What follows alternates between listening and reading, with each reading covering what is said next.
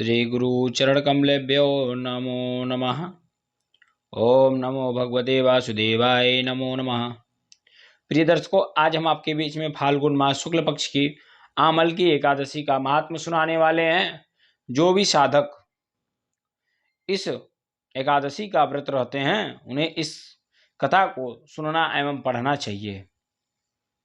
इसमें क्या कहा गया है, युधिष्ठिर के पूछने पर श्री कृष्ण भगवान ने बताया है। इसके बारे में हम आपको बताते हैं। आप ध्यान होकर एकाग्रचित मन से सुने। जब तक कथा पूर्ण न हो जाए तब तक उठे मत।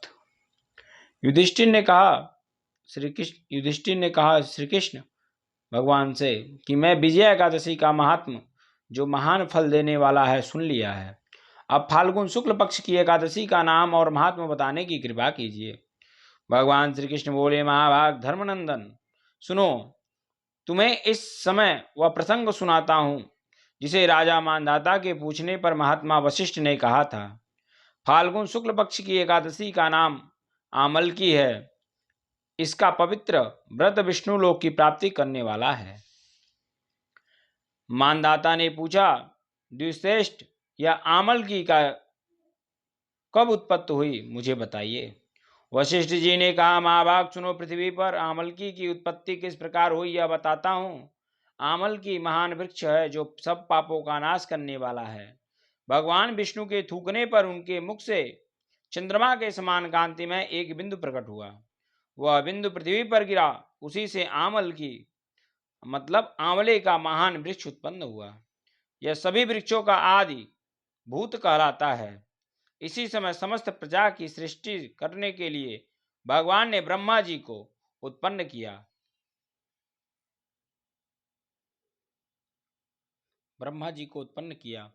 उसी से इन प्रजाओं की सृष्टि हेतु देवता, दानव, गंधर्व, यक्ष, राक्षस तथा निर्मल अंतकरण वाले महर्षि को ब्रह्मा जी ने जन्म दिया। उसमें से देवता और ऋषि उस स्थान पर आए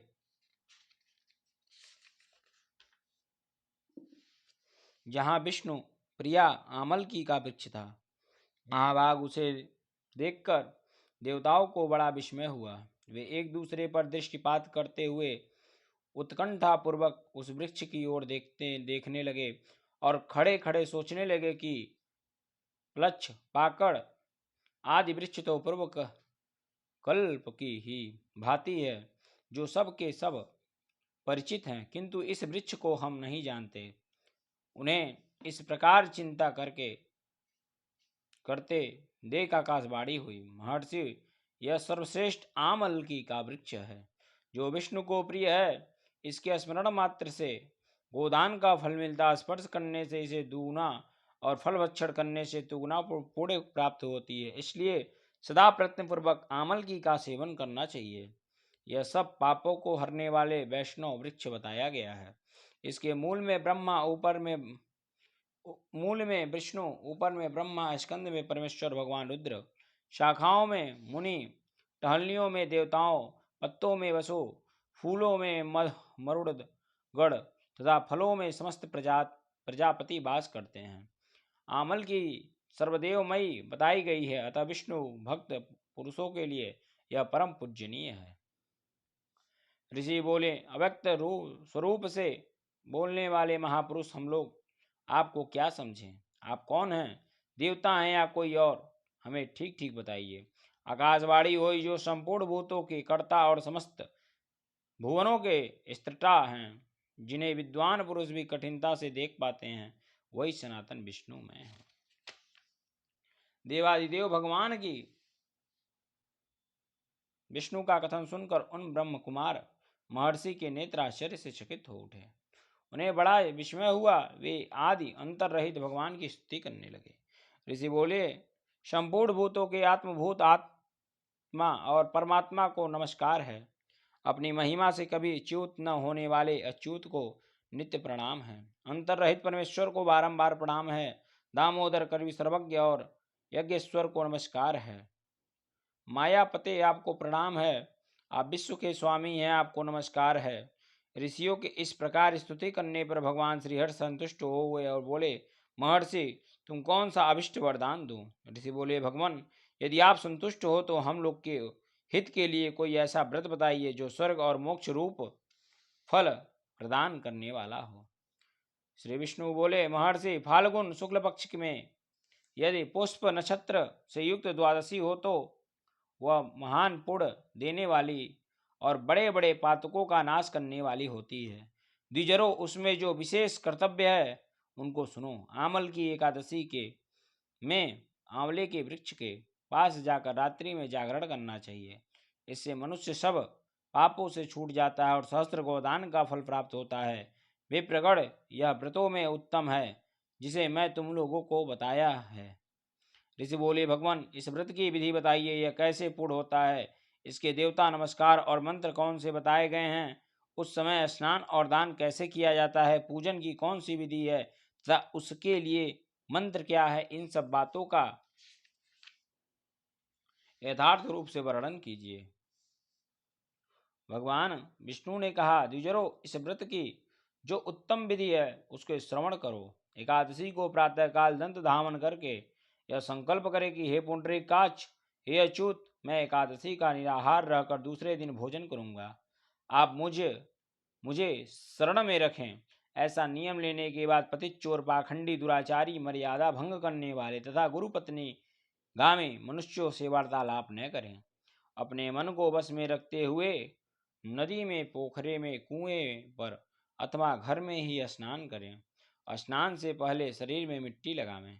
मृतिका लगाने का मंत्र, अश्वक्रांते रत्कांते विष्णु कांते वसुंधरे मृतिके हर में पापम जन्म कोट्याम समर्जितम। वसुंधरे, तुम्हारे ऊपर ऊपर अश्व और रथ चला करते हैं तथा वामन अवतार के समय भगवान विष्णु ने भी तुम्हें अपने पैरों से नापा था। मृतके, मैंने करोड़ों जन्मों में जो पाप किया है, मेरे उन सब पापों को हर लो। स्नान मंत्र, त्वं माता सर्वभूतानां जीवनं दत्तु रक्षकं स्वजदोभिज्जयातीनां रसानां पते नमः।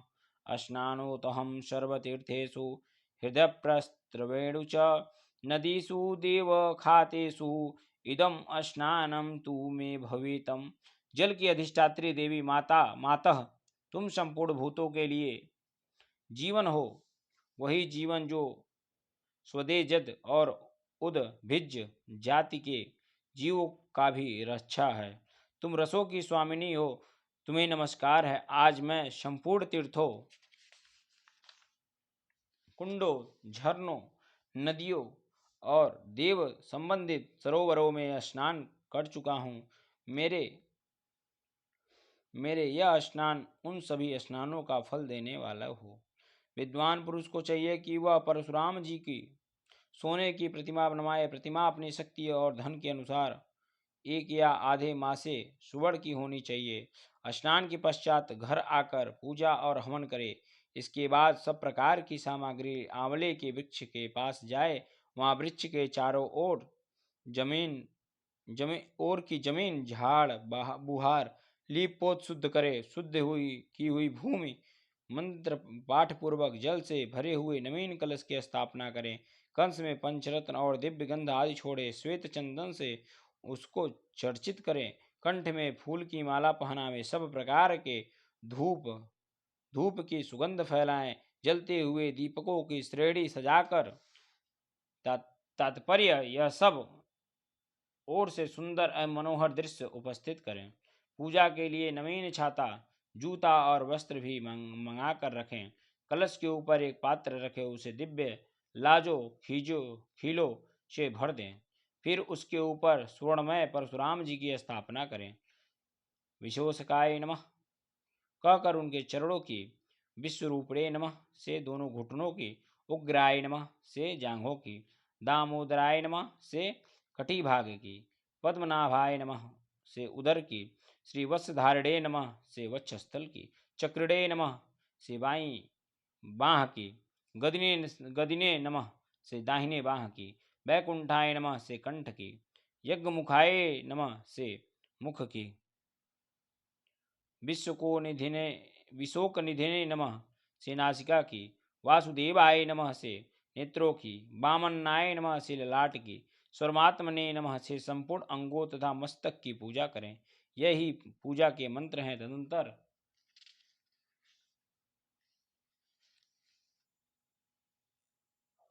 भक्ति युक्त चित्त से शुद्ध फल के द्वारा देवाधिदेव परशुराम जी को अर्घ प्रदान करे। अर्घ का मंत्र है नमस्ते देव देवेशं जामदग्न्य नमस्तुते गृहाणार्धमिमं दत्तमामलक्ष्यां यूतं हरे। देवदेवेश्वरं जम दग्निनंदन श्री विष्णु स्वरूप परशुराम जी आपको नमस्कार है। नमस्कार है, आंवले के फल के साथ दिया हुआ मेरा यह अर्घ ग्रहण कीजिए। तदंतर भक्ति युक्त चित्त से जागरण करें।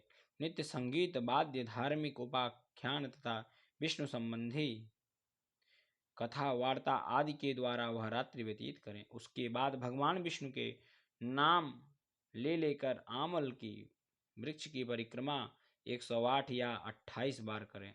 फिर सवेरा होने पर श्री हरि की आरती करें, ब्राह्मण की पूजा करें, वहाँ की सब सामग्री उसे निवेदन करें। परशुराम जी का कलश, 2 वस्त्र, जूता आज सभी वस्तु दान कर दें और यह भावना करें कि परशुराम जी के स्वरूप में भगवान विष्णु मुझ पर प्रसन्न हो।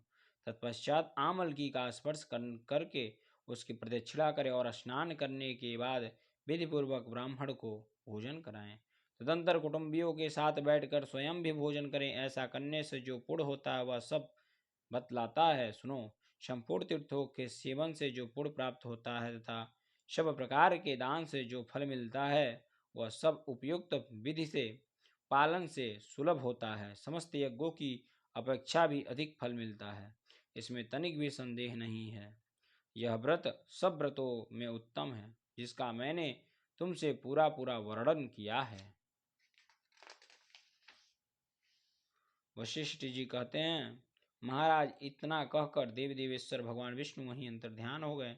तत्पश्चात उन समस्त महर्षियों ने उन व्रत का पूर्ण रूप से पालन किया। निश्रेष्ठ, इसी प्रकार तुम्हें भी इस व्रत का अनुष्ठान करना चाहिए। भगवान श्री कृष्ण कहते हैं, युधिष्ठिर, यह दुर्धर्ष दुर्धर्ष व्रत मनुष्य को सब पापों से मुक्त करने वाला है। बोलिए विष्णु भगवान की जय। फाल्गुन मास की आमल की एकादशी व्रत कथा संपूर्ण हुआ।